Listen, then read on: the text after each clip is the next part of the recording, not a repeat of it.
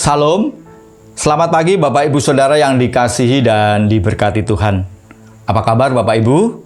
Saya berharap kita semua dalam keadaan baik dan kita terus mendoakan kepada saudara-saudara kita yang sedang sakit hingga mereka bisa sehat kembali dan bisa melanjutkan aktivitas seperti sedia kala. Meskipun 1 tahun lebih kita tidak beribadah secara tatap muka, tetapi ikatan kasih dan kekeluargaan tetap bisa kita rasakan sebagai keluarga besar Smyrna. Dan pagi hari ini kita bisa bersama-sama beribadah, itu karena kemurahan dan anugerah Tuhan. Karena itu patutlah kita bersyukur kepadanya. Namun, sebelum kita mulai ibadah, mari kita memperhatikan seputar berita Smyrna. Selamat datang dalam ibadah raya Smyrna yang ke-300. Kepada seluruh jemaat dan simpatisan, Minggu 11 Juli 2021 dan mengundang kembali dalam ibadah minggu-minggu selanjutnya. Semoga ibadah hari ini disertai dan dilindungi Tuhan. Silakan Bapak Ibu melaporkan kehadirannya di grup WA Smyrna. Yang berikut, jam doa akan diadakan pada hari Rabu tanggal 14 Juli pukul 18.30 di rumah masing-masing. Dan silakan Bapak Ibu bisa melaporkan kehadirannya di grup WA Smyrna. Persekutuan Prima akan diadakan pada hari Minggu, tanggal 18 Juli, pukul 18 secara virtual.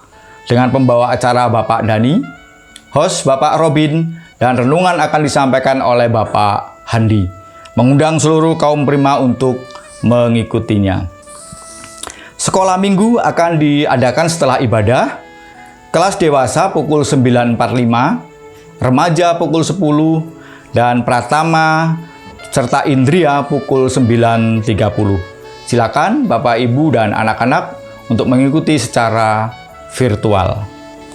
Laporan kegiatan. Yang pertama, ibadah Minggu tanggal 27 Juni dihadiri 89 orang. Sekolah Minggu tanggal 27 Juni 26 orang. Persekutuan Prima tanggal 27 Juni 7 orang, dan jam doa 30 Juni dihadiri 42 orang. Gereja mengucapkan selamat ulang tahun kepada Bapak Julius Wahyu Istiadi tanggal 14 Juli, Saudara Yepta Lasuardidani tanggal 15 Juli, Ibu Yulia tanggal 15 Juli, Bapak Sutarno 15 Juli, dan Ibu Reni Milasari tanggal 16 Juli. Selamat ulang tahun, Tuhan Yesus memberkati. Demikian seputar berita Smyrna. Bapak Ibu yang dikasihi dan diberkati Tuhan, sebagai ungkapan rasa syukur oleh karena berkat pemeliharaan Tuhan atas hidup kita, mari kita datang menyembah Tuhan dengan penuh kesungguhan dan ketaatan kita kepada Tuhan. Kita meninggikan dan memuliakan namanya, dan mari kita bersama-sama datang kepada Dia. Mari kita mempersiapkan hati kita masuk dalam saat teduh.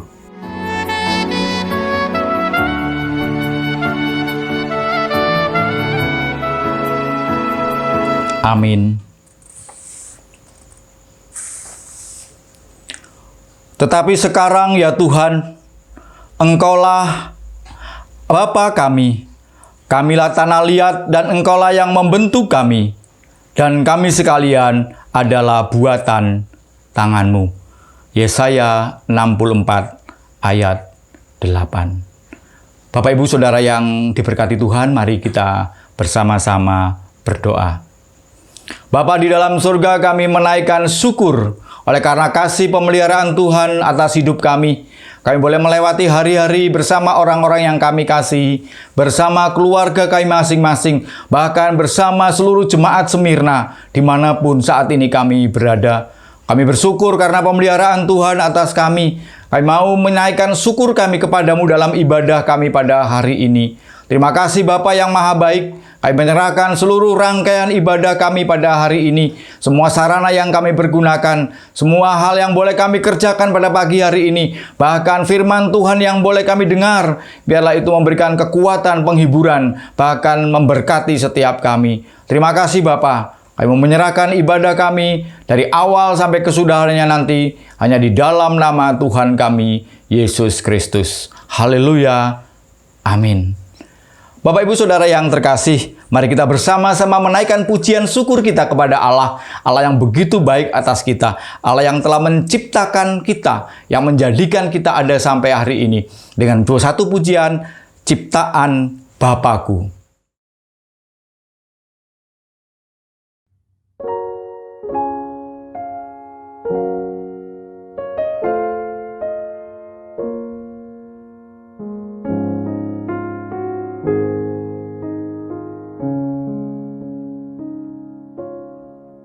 Ciptaan Bapakku memuji Kalingnya, dendang riang berkumandang, selalu bergema. Ciptaan Bapakku bermain tak terbaring,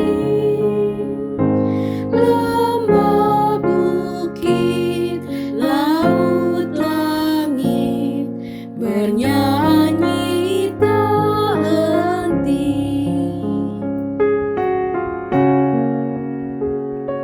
Ciptaan Bapakku, mentari yang cerah, bunga bakung, kicau burung, memuji Kalingnya. Ciptaan Bapakku bermain tak terbaring, lembut merdu bisikanmu di pagi berseri. Ciptaan Bapakku, ingatlah sengaja menciptakan perdamaian bagi manusia. Ciptaan Bapakku bermain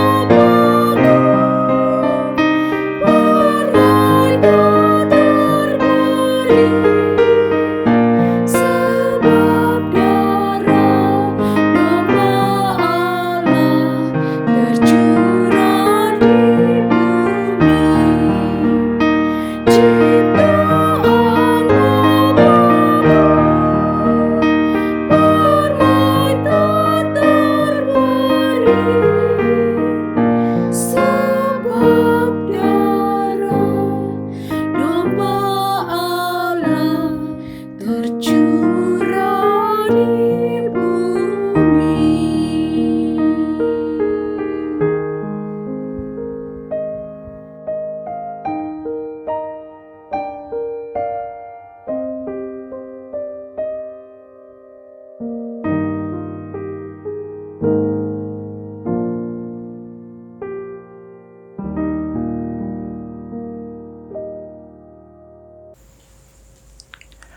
Bapak Ibu Saudara yang terkasih, firman Tuhan di dalam 1 Timotius 2 ayat 1 berkata demikian.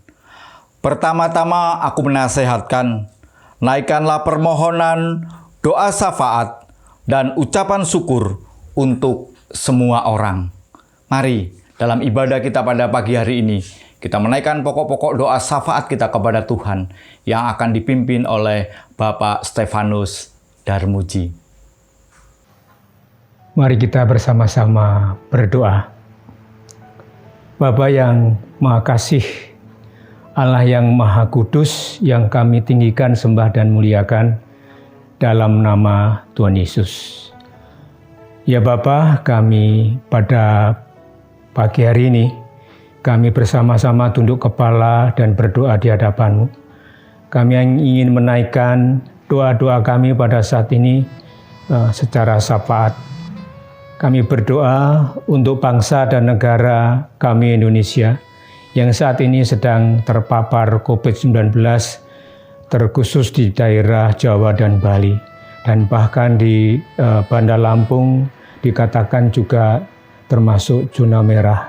Oh Tuhan, kami menyerahkan seluruh keluarga-keluarga yang ada di seluruh pelosok tanah air ini. Tuhan kiranya akan terus pimpin dan juga anugerahi kekuatan dan kesehatan. Tetapi apabila ada yang terpapar COVID-19 dan juga varian yang baru ini, Tuhan tolonglah mereka, berikan mereka tempat untuk dapat opname dan mendapatkan pengobatan yang sesuai dengan apa yang mereka derita. Sehingga di dalam waktu yang tidak lama mereka boleh juga memperoleh kesehatannya kembali. Tuhan, kami menyerahkan seluruh kehidupan bangsa kami ke dalam tangan kuasa-Mu, termasuk usaha pemerintah untuk mengadakan vaksin dan juga mengadakan PPKM darurat, supaya Tuhan berkati seluruh bangsa kami, para pemimpin kami dimanapun di seluruh pelosok Indonesia, supaya PPKM darurat ini akan menjadi bisa memutus paparan COVID-19 di masa-masa yang akan datang. Kami menyerahkan usaha pemerintah yang begitu gigih untuk mengadakan vaksin, dan sekarang mulai dari anak-anak hingga sampai lansia. Biarlah Tuhan Kau berkati pemerintah kami yang dipimpin oleh Bapak Jokowi dan seluruh jajarannya. Tuhan pimpin supaya mereka memiliki hati yang takut akan Tuhan, dan seluruh hamba-hamba Allah yang melayani di dalam pemerintahan dari pusat sampai daerah, supaya mereka juga sungguh-sungguh memiliki hikmat bijaksana yang datang daripada Tuhan. Bapak, pada kesempatan ini kami juga berdoa untuk GGBI, rencana MUBES, Musyawarah Besar Gabungan Gereja-Gereja Baptis Indonesia, yang rencana akan diadakan pada bulan Agustus yang akan datang. Kiranya Tuhan memberkati para panitia yang sudah bekerja keras untuk melakukan acara-acara yang akan dilaksanakan di dalam MUBES di bulan Agustus nanti. Kiranya jika Tuhan berkenan, maka MUBES itu boleh berjalan dengan baik. Kami menyerahkan para utusan dari semua daerah-daerah, sehingga Tuhan menyertai, memberkati mereka hingga sampai di tempat tujuan dengan selamat dan mengikuti musyawarah besar itu dengan baik, sehingga akan menghasilkan kemajuan dari seluruh jemaat-jemaat di Indonesia yang tergabung di dalam Gabungan Gereja Baptis Indonesia. Kami juga mendoakan mereka, para pemimpin baptis yang saat itu akan dipilih.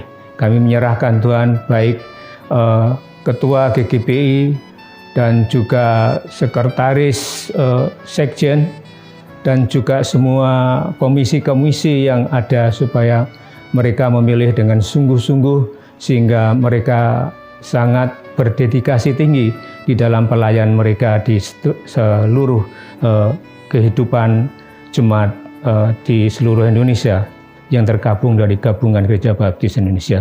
Kami juga berdoa Tuhan untuk ulang tahun Gabungan Gereja Baptis Indonesia yang pada tanggal 12 Agustus nanti akan dilakukan, baik itu mungkin secara daring atau secara tatap muka, dan semua apa yang dilakukan untuk merayakan, memperingati hari ulang tahun GGBI yang ke-12 tanggal 12 Agustus nanti. Kiranya ke dalam tangan kuasa-Mu kami menyerahkan, supaya hubungan kami satu dengan yang lain di seluruh jemaat di Indonesia semakin bertambah baik dan semakin bertambah maju.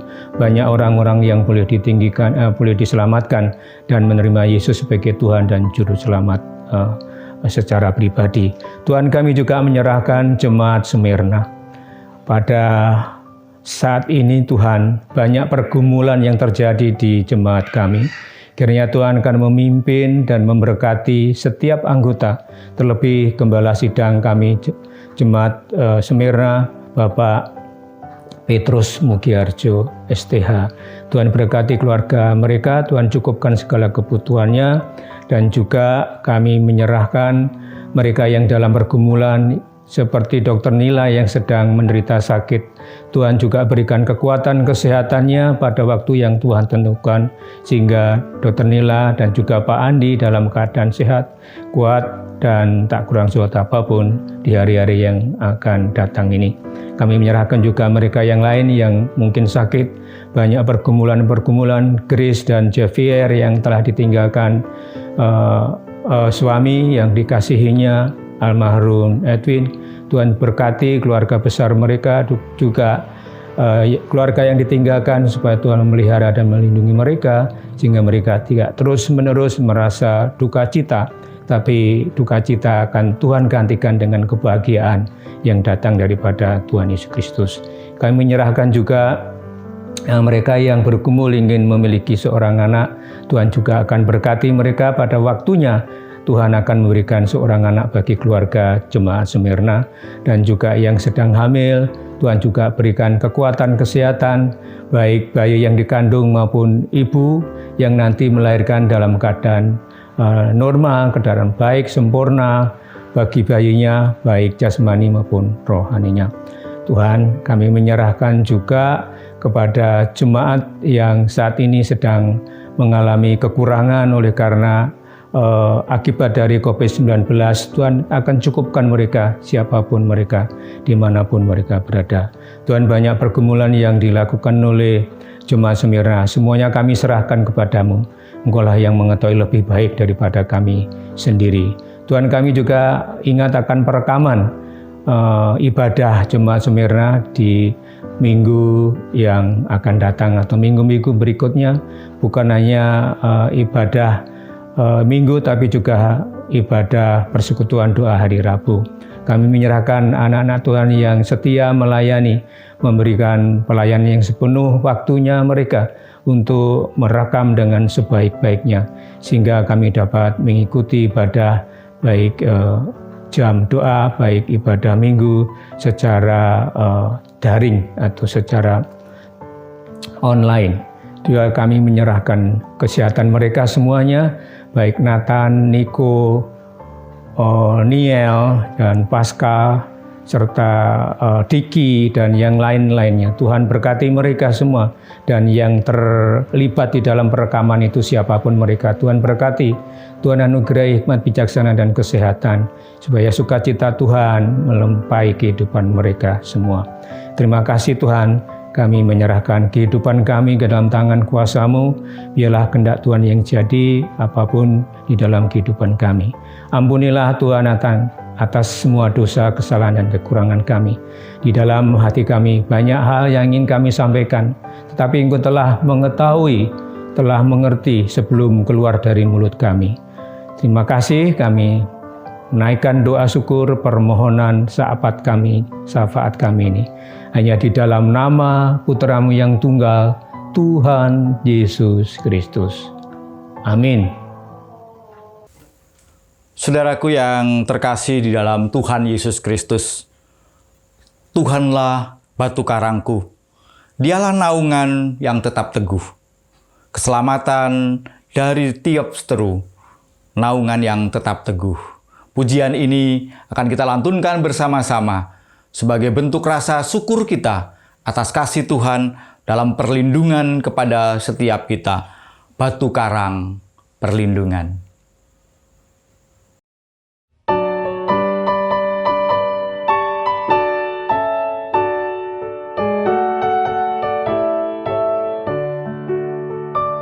Tuhanlah batu karangku, naungan yang tetap teguh.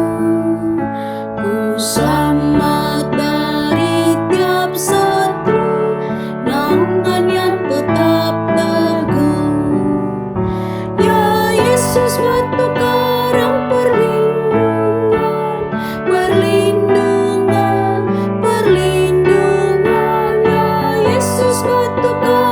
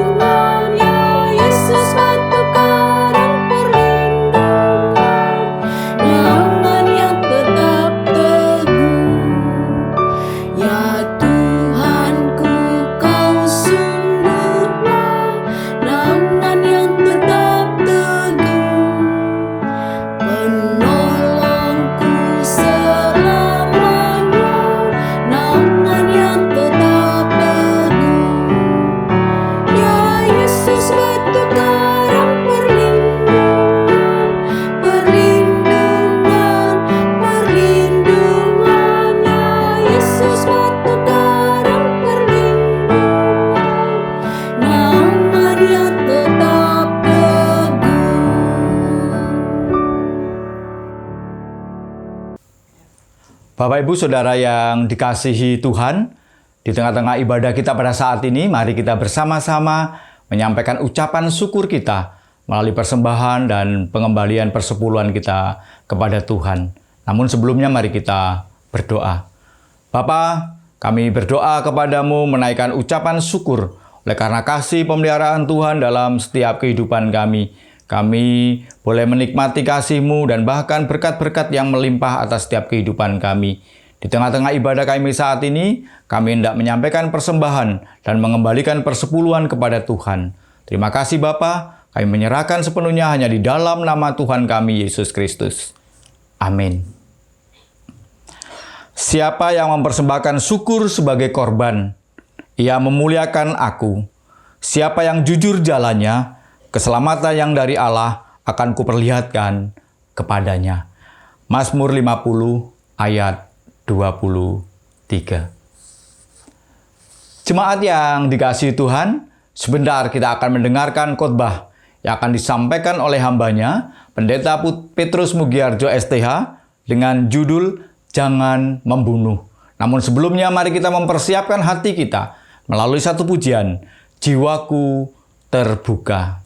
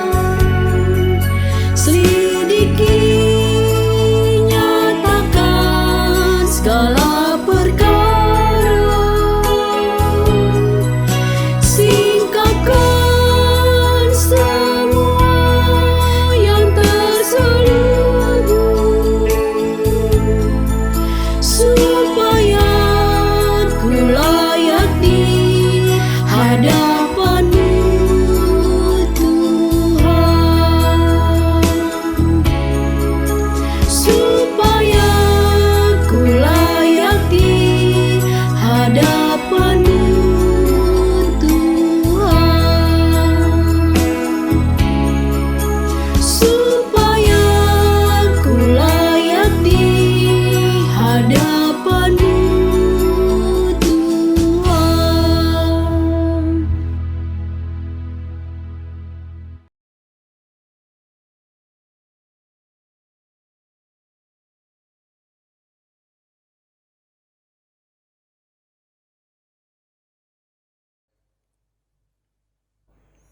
Baik, selamat pagi Bapak Ibu yang saya kasihi. Mari kita tunduk kepala dan bersiap diri untuk menerima bagian dari firman Tuhan. Mari kita berdoa.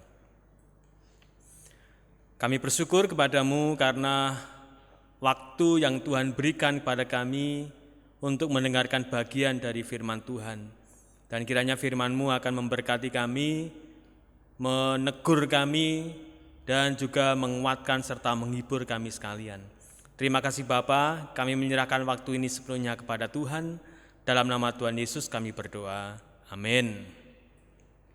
Bapak Ibu yang saya kasihi, firman Tuhan pada hari ini akan melanjutkan khotbah seri kita dengan 10 perintah Allahnya, dan sekarang masuk kepada perintah yang ke-6, jangan membunuh, Keluaran pasal 20 ayat yang ke-6. Bapak Ibu saya kasihi, perintah yang ke-6 ini jelas, singkat, dan saya rasa ini mudah diterima oleh karena hanya terdiri dari 2 kata saja, jangan membunuh. Dari bahasa Yunani dan bahasa Ibrani mempunyai arti yang sama, yaitu menghilangkan nyawa orang. Jadi baik dalam perjanjian lama maupun perjanjian baru, kita menangkap makna atau arti dari kata membunuh adalah menghilangkan nyawa orang, kemudian membunuh dengan sengaja, kemudian meniadakan orang, nanti kita lihat bersama-sama, dan itu punya arti dan makna yang sama. Oleh sebab itu mudah dipahami bahwa kata membunuh ini menuju kepada menghilangkan nyawa orang. Bapak Ibu saya kasihi, hak untuk menentukan hidup dan mati seseorang, baik itu diri sendiri maupun orang lain, sesungguhnya ada di tangan Tuhan. Sekali lagi bahwa manusia termasuk kita sendiri yang hidup tidak punya hak sama sekali untuk menentukan tentang kehidupan dan kematian. Oleh karena itu merupakan kewenangannya Tuhan, itu merupakan haknya Allah. Menjadi sebuah kesalahan besar seandainya manusia mencoba untuk mengambil haknya Tuhan dan menentukan orang atau diri sendiri dengan kematiannya. Baik itu membunuh orang ataupun membunuh dirinya sendiri. Bukan merupakan kehendak dan cara Tuhan. Tuhan menciptakan dan memberikan kehidupan bagi manusia, maka Dia juga yang berhak mengambil kembali kehidupan itu. Bapak Ibu bisa bandingkan di Mazmur 104 ayat 29 sampai 30 bahwa Tuhanlah yang menjadi sumber kehidupan, Tuhanlah yang memberi kehidupan kepada manusia, Tuhanlah yang memiliki kehidupan itu. Oleh sebab itu Dialah, Tuhan sajalah yang punya hak untuk mengambil apa yang sudah Dia berikan, yaitu kehidupan. Oleh sebab itu mari kita pahami bersama-sama makna dari kata jangan membunuh. Bagian pertama, maksud dari perintah ini. Bapak Ibu yang terkasih, hukum ke-6 ini melarang pembunuhan dengan sengaja, yaitu mengambil nyawa tanpa izin atau perintah hukum. Itu maknanya. Ketika kita mendengarkan perintah yang ke-6, yaitu jangan membunuh, kita harus memahami bahwa perintah itu merupakan larangan keras untuk membunuh dengan sengaja, yaitu mengambil nyawa tanpa izin atau perintah hukum. Ya pasti muncul pertanyaan, bukan? Kalau begitu, kalau izin boleh. Kalau begitu, kalau perintah hukum boleh. Nanti kita lihat bersama-sama, dan pasti akan menjadi bahan diskusi Bapak Ibu sekalian di rumah. Seandainya nanti ada pertanyaan atau bahan diskusi yang mengatakan boleh enggak hukuman mati, boleh enggak aborsi, boleh enggak menghilangkan nyawa orang oleh karena sakit penyakit yang sudah tidak bisa disembuhkan dan harus disuntik mati misalnya. Nah, nanti bisa didiskusikan itu. Nah, mari kita bandingkan Dari Matius pasal 5 ayat yang ke-22.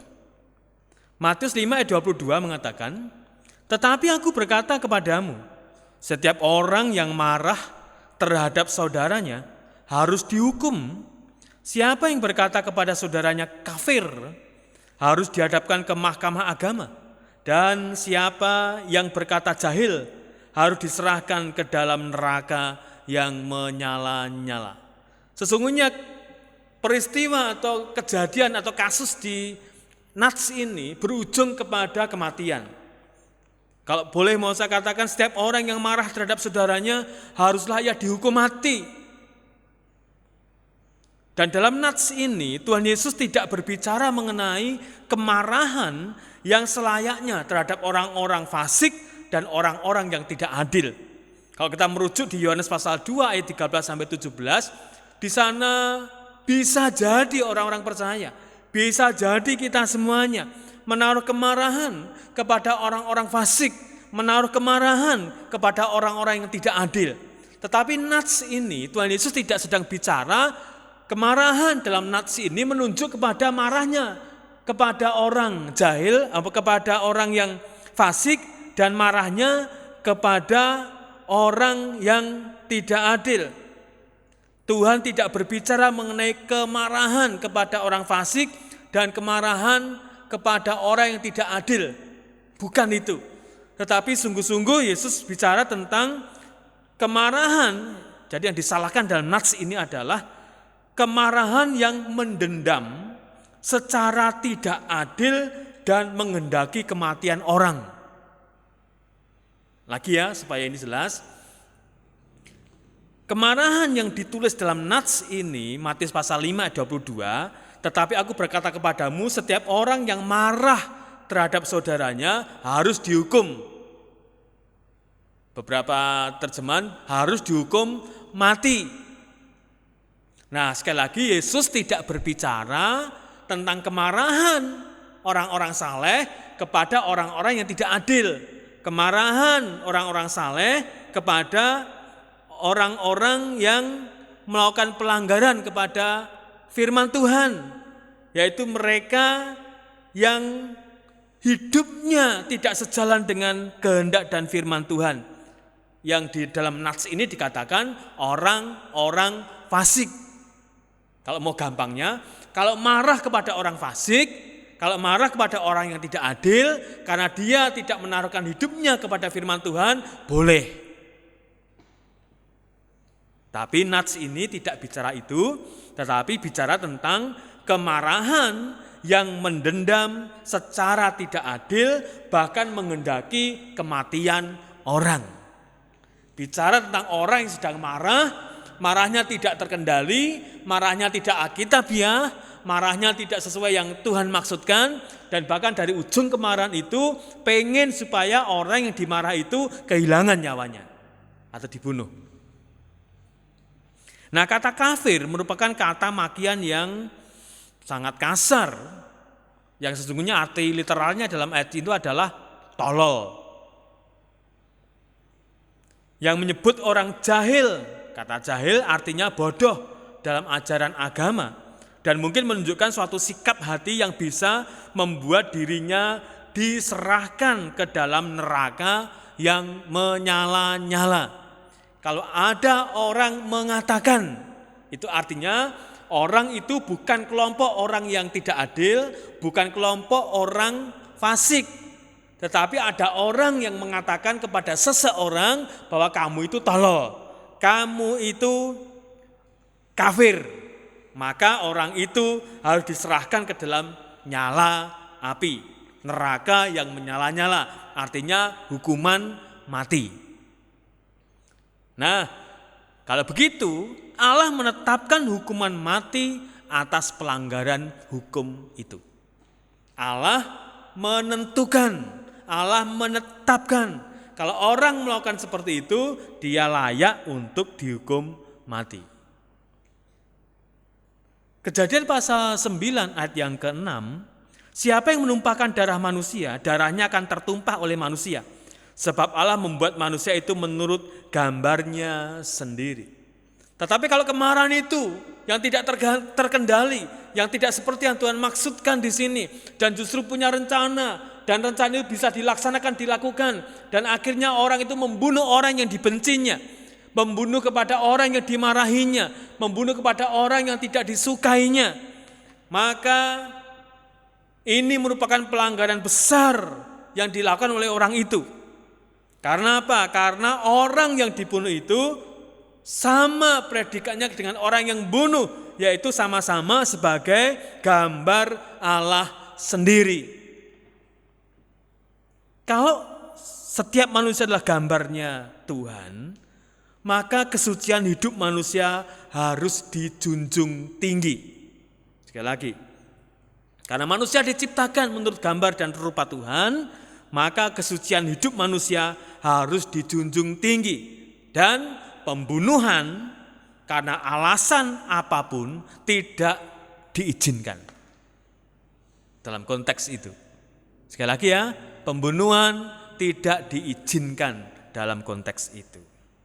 Jadi Bapak Ibu yang saya kasihi, Tuhan pemilik kehidupan ini.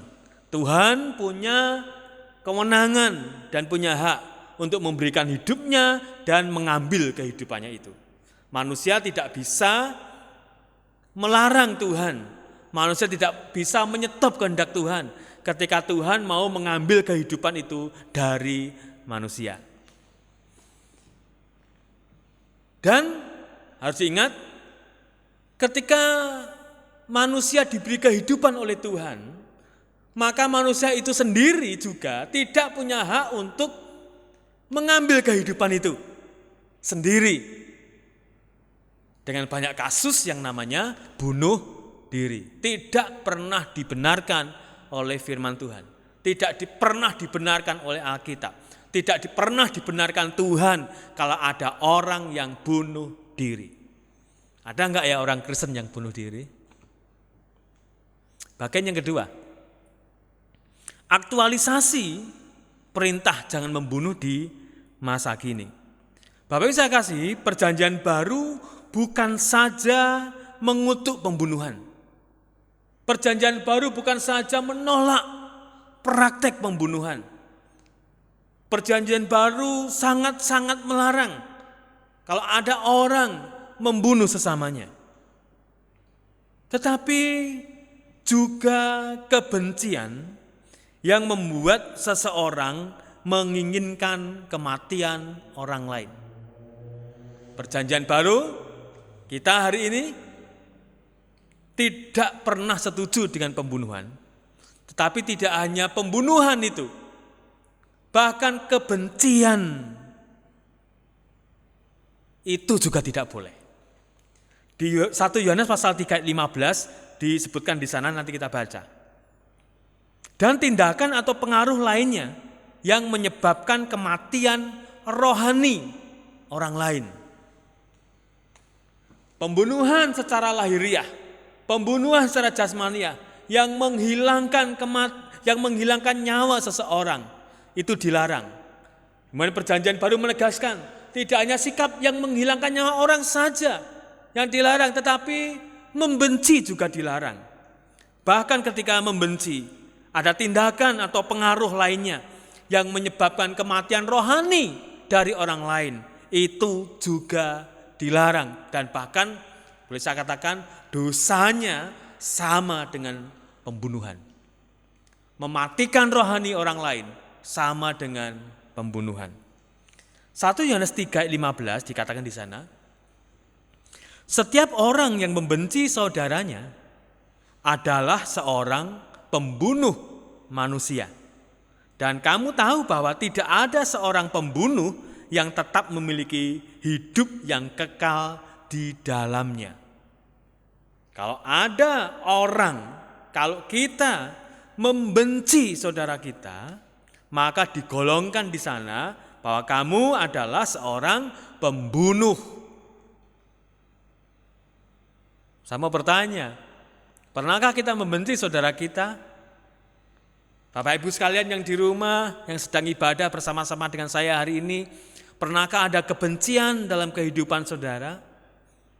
Apakah kebencian itu masih ada sampai hari ini?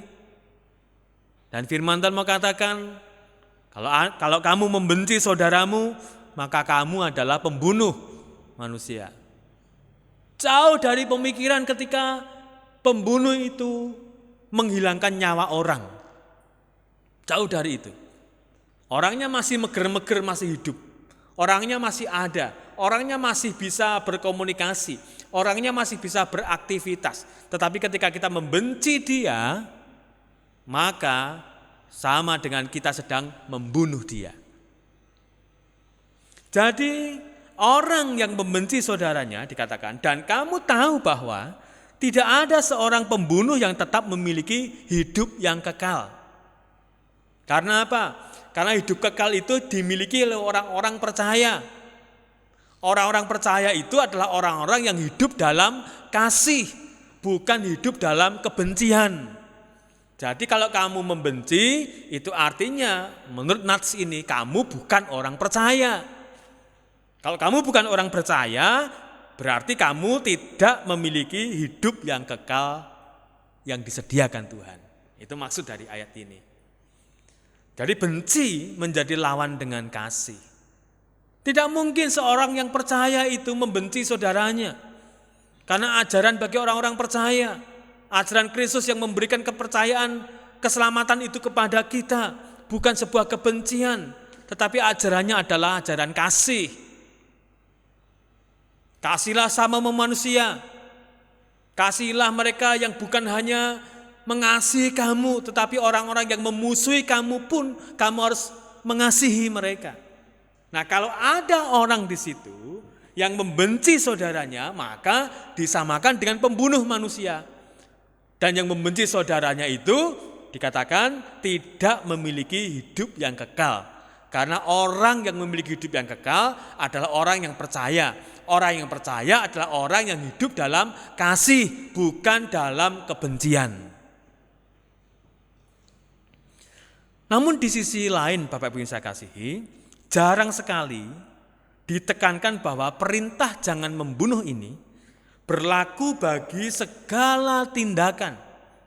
Sekali lagi, berlaku untuk semua tindakan yang merendahkan derajat manusia serta merampas darinya kehidupan yang penuh dan kaya sebagaimana yang dikehendaki Allah untuk dinikmati olehnya. Gampangnya begini. Membunuh dalam konteks perjanjian baru tidak harus menghilangkan nyawa orang. Tetapi membunuh itu bisa dilakukan ketika orang meniadakan orang lain. Ketika orang tidak menganggap orang lain.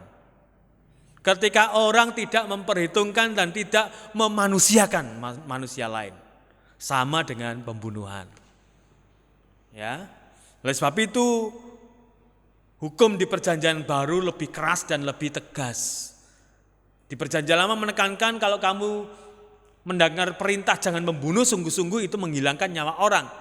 Tetapi dalam nats perjanjian baru kita, membunuh itu tidak harus menghilangkan nyawa orang. Membenci pun sama dengan membunuh. Dan meniadakan keberadaan orang lain itu juga membunuh. Contoh gampangnya seperti ini. Kalau kita berada bersama-sama dengan keluarga kita, bersama-sama dengan saudara-saudara kita, baik saudara kita seiman, kemudian kita berkata, dah biarin aja, dia datang apa enggak datang wis terserah. Enggak ada urusan gitu ya. Datang apa enggak datang, ada atau tidak ada, pokoknya aku tidak menganggap. Nah, itu yang dimaksudkan di sini bahwa tindakan yang merendahkan derajat manusia. Merampas hak hidupnya, bukan merampas nyawanya. Merampas hak hidupnya, merampas kekayaan, kenikmatan yang mestinya dia nikmati di dalam Tuhan. Tetapi kemudian kita meniadakannya, maka sama dengan membunuh. Lah kok membunuh menghilangkan nyawa orang? Membenci saja kita tidak boleh. Bapak Ibu saya kasihi, akhirnya setiap orang yang membenci sesamanya, setiap kita yang membenci saudara-saudara kita, setiap kita yang membenci teman-teman seiman kita, sesungguhnya kita sedang membunuh di dalam hati kita. Dan itu tidak pernah dikehendaki oleh Tuhan. Dan saudara tahu bahwa yang ingin membunuh tidak mempunyai hidup yang kekal dalam dirinya. Sebab itu saya mendorong, mari jemaat Smyrna, kita hidup dalam kasih, bukan hidup dalam kebencian. Mari kita saling menguatkan, mari kita saling membangun, bukan saling menjatuhkan dan juga bukan saling memburukkan. Oleh sebab itu menjadi tanda bahwa kita adalah orang-orang yang memiliki hidup yang kekal. Orang-orang yang memiliki hidup yang kekal adalah orang-orang yang percaya kepada Tuhan Yesus Kristus. Orang yang hidup dalam iman dalam Tuhan Yesus Kristus adalah orang yang hidup dalam kasih, bukan dalam kebencian. Kalau masih ada kebencian dalam hati saudara, sampai pagi ini, mari berdoa kepada Tuhan dan minta dalam nama Yesus, lepaskan kebencian itu. Dan itu kita akan bisa merasakan damai sejahtera Tuhan. Dan itu akan menjadi bukti bahwa kita adalah orang-orang percaya yang sudah memiliki hidup yang kekal. Hiduplah dalam damai bersama-sama dengan saudara-saudara seiman. Hiduplah dalam damai bersama-sama dengan saudara-saudara kita yang lainnya. Mari kita berdoa. Kami bersyukur kepadamu ya Tuhan atas firman-Mu pada pagi ini. Kiranya akan memberikan kepada kami pemahaman yang benar akan kebenaran firman-Mu sehingga menjadi dasar dalam kehidupan kami sekalian. Terima kasih Bapa, kami bersyukur dan berdoa kepadamu dalam nama Tuhan Yesus Kristus. Amin. Puji Tuhan, firman Tuhan telah kita dengar bersama-sama yang sungguh-sungguh memberkati kita dan memberikan kekuatan kepada kita. Bahkan kita boleh terus melayani Tuhan, melakukan setiap aktivitas kita, kegiatan kita, dan setiap rutinitas kita berdasarkan dengan kebenaran firman-Nya. Bapak Ibu Saudara yang dikasihi Tuhan, sebelum kita mengakhiri ibadah kita pada hari ini, mari kita bersama-sama menaikkan pujian, Bapa, kupersembahkan tubuhku.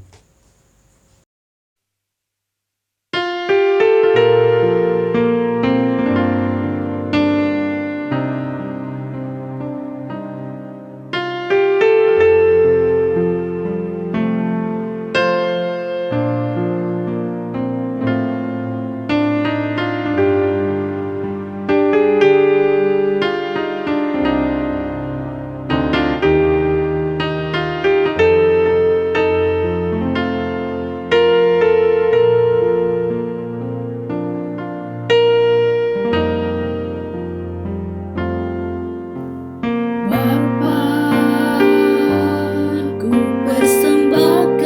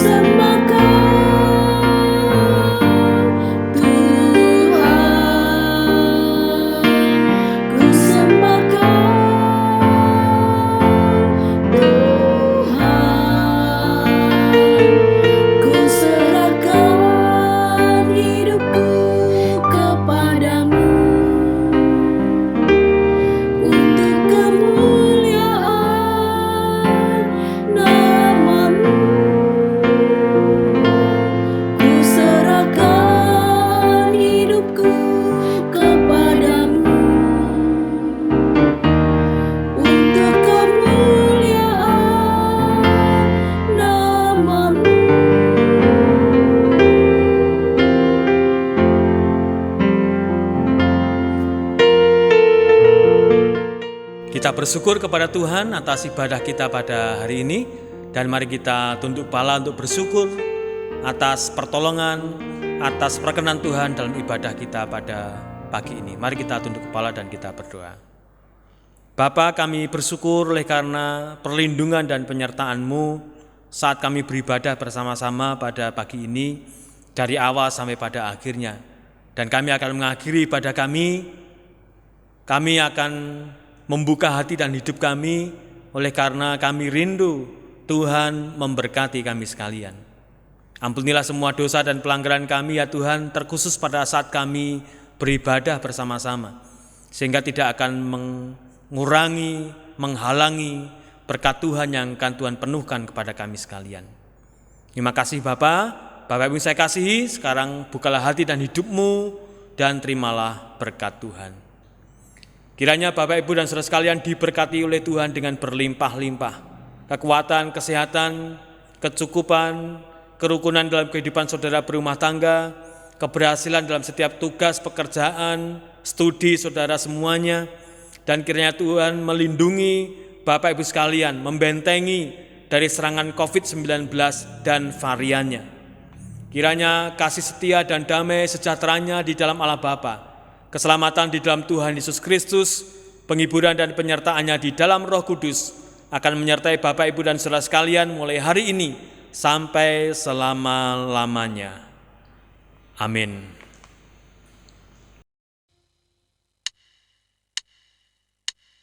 Haleluya, haleluya, haleluya, haleluya, haleluya, haleluya,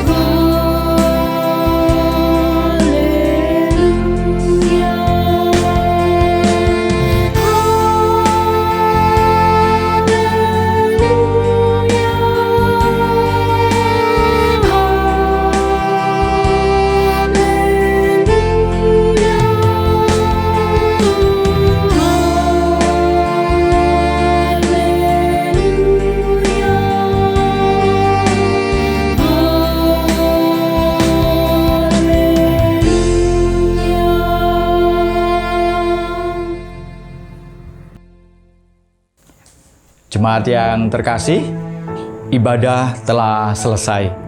Dipersilakan Bapak Ibu Saudara untuk berdoa secara pribadi kepada Tuhan. Terima kasih, Tuhan Yesus memberkati.